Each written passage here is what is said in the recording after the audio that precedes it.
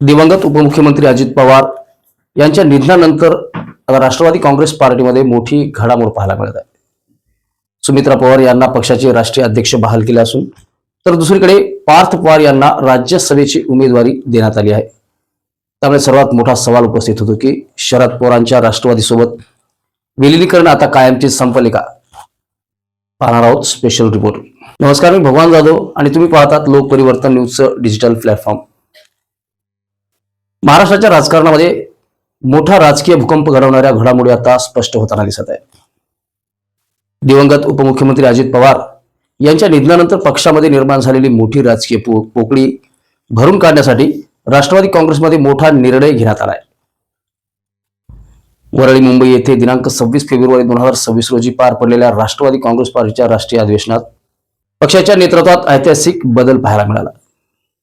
तो म्हणजे दिवंगत अजितदादांच्या पक्षात आता सुनेत्रा पर्व सुरू झाल्याची चर्चा राजकीय वर्तुळात रंगू लागली आहे.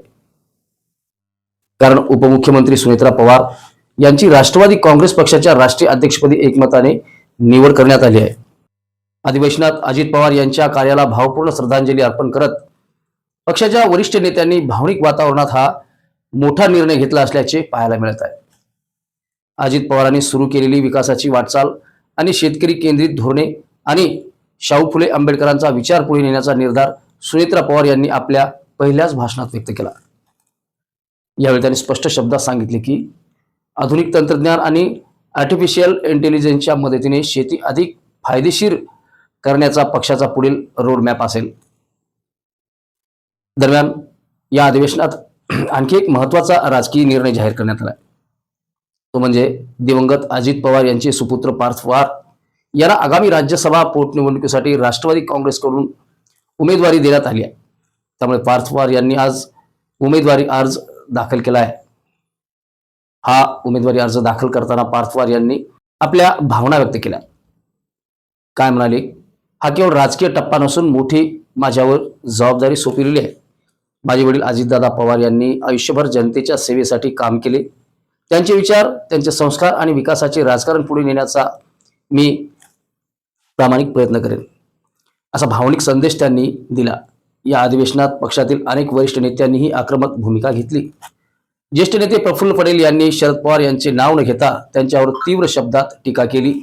ते म्हणाले की आमचा पक्ष कसा चालवायचा हे दुसऱ्या गटाने सांगण्याची गरज नाही. तर कॅबिनेट मंत्री छगन भुजबळ यांनीही अजित पवार यांच्या निधनानंतर विलिनीकरणाच्या चर्चावर नाराजी व्यक्त केली.